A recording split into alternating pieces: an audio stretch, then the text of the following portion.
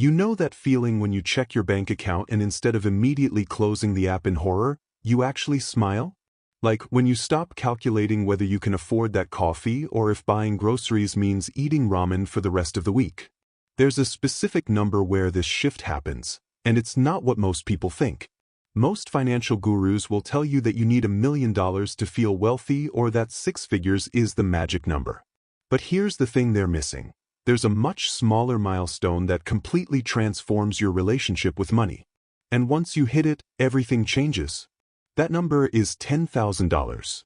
My name is Nick, and I spend way too much time thinking about money, financial psychology, and why some people seem to effortlessly build wealth while others stay stuck in the same financial patterns for decades. If you're someone who wants to understand the real mechanics behind wealth building, instead of just hoping things will magically improve, make sure to hit that subscribe button and give this a thumbs up if it ends up helping you see money differently. Now, before we dive into why $10,000 is the real game changer, let me ask you something. When you think about building wealth, what comes to mind? Maybe you picture some trust fund kid who never had to worry about money. Or someone grinding away for years, slowly accumulating wealth dollar by dollar. The truth is, wealth building doesn't work the way most people think it does. There are certain financial thresholds that act like invisible barriers. Once you cross them, the rules of the game completely change. $10,000 is the first major threshold that separates those who will build significant wealth from those who will spend their entire lives living paycheck to paycheck. And the crazy part is, most people have no idea this threshold even exists. Think about it this way. If you've ever tried to push a heavy boulder up a hill, you know that getting it started is the hardest part. You're straining, sweating, making very little progress, and questioning whether it's even possible. But once you build enough momentum, something magical happens. The boulder starts moving faster, and eventually, when you reach the top, it rolls down the other side almost effortlessly. $10,000 is that turning point where your financial boulder finally crests the hill.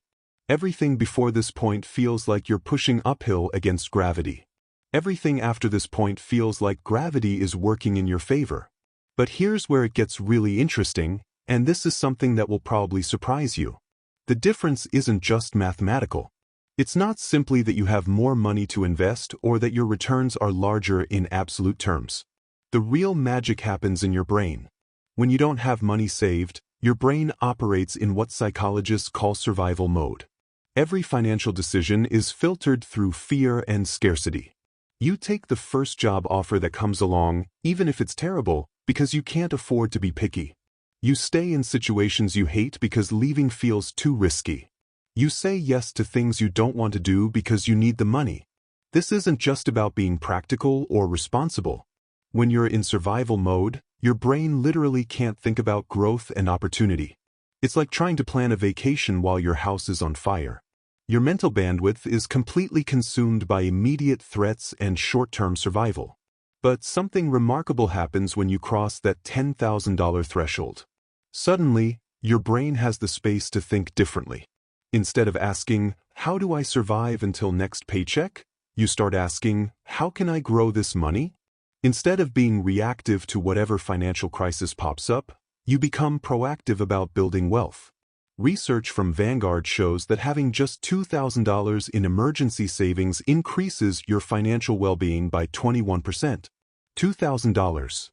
That's less than most people spend on a vacation or a fancy laptop. But that small buffer creates a massive psychological shift because it moves you out of pure survival mode.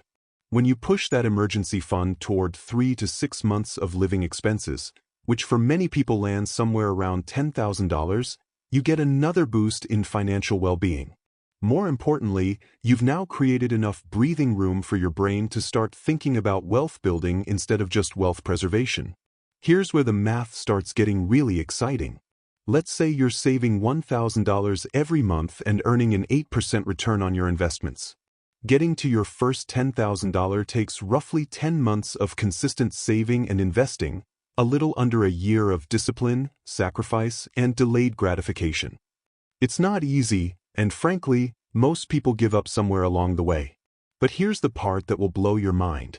Your second $10,000 doesn't take another 10 months. It takes less time, Because now you've got that first $10,000 working alongside your monthly contributions, generating its own returns. Think about this for a second. You did the exact same amount of work, saved the same amount each month, took the same level of risk with your investments, but you shaved time off the timeline just because you had more money working for you. That's the power of compound interest starting to kick in. By the time you're going for your third $10,000, the timeline shrinks even more. Your money is doing an increasing share of the heavy lifting while you're putting in the same effort. And when you get to the really big numbers, the acceleration becomes almost comical. Once you hit $400,000 in your investment portfolio, you can generate your next $10,000 in just a few months. The same amount that took you nearly a year to save initially is now happening automatically through your investments. That first milestone feels impossible, but every milestone after that gets progressively easier. Now, you might be thinking that wealthy people have access to some secret investment world that regular folks can't touch, like exclusive hedge funds or special opportunities that only unlock once you reach certain wealth levels. And while there's some truth to that at the ultra-high end, it's not what's driving this $10,000 phenomenon. The real secret is much simpler and honestly much more encouraging. It's just basic mathematics working in your favor. When you invest $1,000 and it grows 10% in a year, you make $100. Take that exact same 10% growth rate and apply it to $10,000 and suddenly you're looking at $1,000 in profit from the same investment, same time frame, same level of risk. This is why hitting $10,000 feels like such a turning point. Up until that point, your investment returns feel almost insignificant because you're working with smaller amounts. A 10% return on $2,000 is $200. Nice, but not exactly life-changing. But a 10% return on $10,000 is $1,000. Now we're talking about money that actually matters. When you've got $10,000 sitting in investments earning 8% annually, that's $800 flowing into your account over the course of a year without you having to lift a finger. Money you didn't have to earn through your job. Money that showed up because your existing money was working on your behalf. The investment strategy isn't any more sophisticated than what someone with $1,000 can use. You can buy the exact same index funds, use the same brokerages, follow the same basic principles. The only difference is scale, and that scale transforms small percentage wins into real financial progress. But here's the part that most people completely miss, and it might be the most important point in this entire video. When you save $10,000, you've actually accomplished something far more valuable than just accumulating money in a bank account. You've fundamentally rewired your brain and built the most important financial habit you'll ever develop. Think about what it actually takes to save $10,000 if you're starting from zero. Unless you're making ridiculous money or living rent-free, this requires serious discipline. You had to track where every dollar was going. You had to say no to things you wanted so you could set money aside instead. You had to resist the urge to blow your savings on whatever shiny object caught your attention that week. Most importantly, you had to do all of this consistently for months. And here's the kicker. You proved to yourself that you can control your money instead of letting it control you. You became the type of person who can delay gratification when it really matters. That's not just a financial skill. That's a life skill. This identity shift is huge because it affects every financial decision you make going forward. Before you had $10,000 saved, buying a $4 coffee might have required mental gymnastics about whether you could afford it. After you hit $10,000, you're not sweating the small stuff anymore because you know you have your priorities straight. You've proven you can make the big sacrifices when necessary. But there's another psychological shift that happens at this level that most people don't talk about. You start seeing opportunities instead of just threats. When you're living paycheck to paycheck, every unexpected expense feels like a disaster. Your car needs repairs, your laptop dies, your rent goes up. These aren't opportunities, they're financial emergencies that derail your entire month. But when you have $10,000 in the bank, these same events become minor inconveniences at worst. Your car needs repairs? Annoying but not catastrophic. Your laptop dies? Time to upgrade to something better. Your rent goes up? Maybe it's time to negotiate your salary or look for a better place.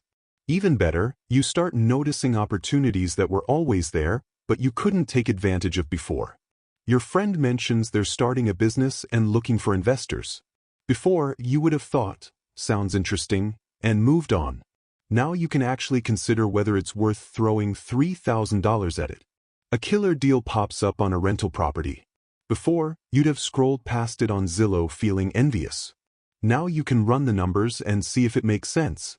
This is what wealthy people mean when they say, money goes to money. It's not some cosmic conspiracy. It's that having money gives you options, and options create more opportunities to make money. Here's something else that happens around the $10,000 mark that will make you question everything you thought you knew about budgeting. You start caring less about small expenses and more about big ones. I know that sounds backwards, but hear me out. When you're broke, you obsess over every purchase, name brand cereal or generic, $3 coffee or make it at home, premium gas or regular. These decisions consume mental energy because every dollar feels precious. But when you have a solid financial foundation, you realize these micro-decisions are largely irrelevant. The difference between $3 coffee and home-brewed might save you $1,000 a year if you're extreme about it. That's not nothing, but it's not going to make or break your future either.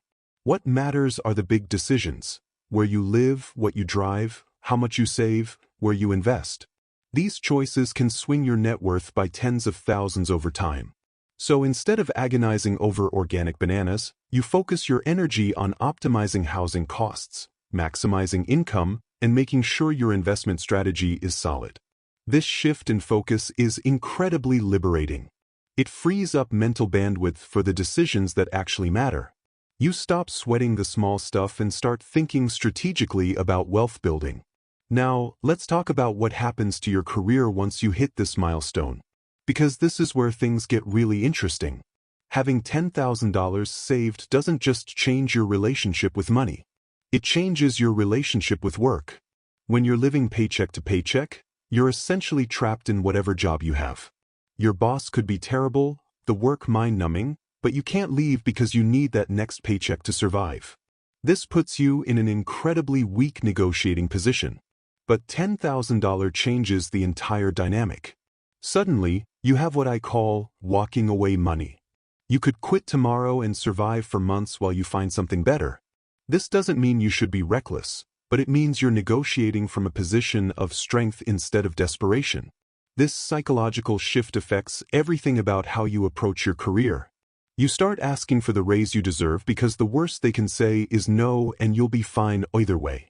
You push back on unreasonable requests because you're not afraid of the consequences. You explore new opportunities because you can afford to take some risks. Here's what's really crazy. Often you don't even need to use that walking away money. Just having it changes your entire demeanor at work. You become more confident, more assertive, more willing to take on challenging projects. And guess what happens when you show up differently? People notice. Suddenly you're getting better assignments, more recognition, and yes, more money. It's like having a secret superpower that you hope you never have to use. But knowing it's there changes everything about how you operate. And the best part? The more confident and successful you become at work, the faster you build wealth, which gives you even more options and confidence. It's a positive feedback loop that accelerates over time. But here's where most people mess this up, and I see it constantly. They hit $10,000, feel that psychological shift, and then immediately blow it on something stupid. Maybe they decide they deserve a new car since they've been so disciplined, or they take an expensive vacation because they earned it. Don't do this. That $10,000 is not a reward for good behavior. It's the foundation of your entire financial future. It's the seed that grows into generational wealth if you're patient enough to let it compound instead. And that will probably make you laugh or cry depending on your current situation. The average person spends more money on their car over their lifetime than it would take to achieve complete financial independence. Between payments, insurance, maintenance, and gas, most people drop $600 to $800 every month on transportation. Over 40 years, that's easily hundreds of thousands just to get from point A to point B, while complaining they can't afford to save for retirement. The moment you drive a new car off the lot, it loses about 20% of its value. So you're not just spending money, you're actively destroying wealth. Compare that to investing the same amount in a diversified portfolio. Instead of watching your money evaporate, you're watching it multiply. But I get it. Cars are emotional purchases. You want something reliable, something that looks good, something that makes you feel successful. And there's nothing wrong with that as long as you understand what you're trading off. That car payment might make you feel wealthy, but it's actually keeping you poor. This is where having $10,000 saved completely changes your perspective on major purchases. Instead of thinking, can I afford the monthly payment? You start thinking, what is this really costing me an opportunity? That $30,000 car isn't just $30,000. It's $30,000 that could have grown to a lot more in your investment account over 20 years. Suddenly, driving a reliable used car doesn't feel like a sacrifice anymore. It feels like a strategic choice that's funding your future freedom. And here's the beautiful irony. The person driving the flashy new car is probably stressed about money, while the person driving the older Honda is quietly building wealth and sleeping better at night. This mindset shift extends to every major financial decision: housing, education, vacations, hobbies. Everything gets filtered through the lens of opportunity cost, not in an obsessive way that sucks the joy out of life, but in a strategic way that ensures you're making intentional choices about where your money goes. And let me tell you something that might surprise you. Once you start thinking this way, you often realize you don't actually want half the stuff you thought you wanted. That bigger apartment? The extra space would be nice, but is it worth delaying your financial independence by years? That expensive hobby? It's fun, but there are probably cheaper ways to get the same satisfaction. This isn't about becoming a penny-pinching miser who never enjoys anything. It's about becoming intentional with your money instead of letting it slip away on things that don't actually matter to you. When you have clear financial goals and understand the power of compound interest, it becomes much easier to distinguish between what you want and what you really want. Look, $10,000 isn't going to make you rich overnight, but it will fundamentally change how you think about money and opportunity. It's the difference between surviving and thriving, between reacting to life and designing it. Start building that foundation today because your future self is counting on the decisions you make right now. Trust me, they'll thank you for it.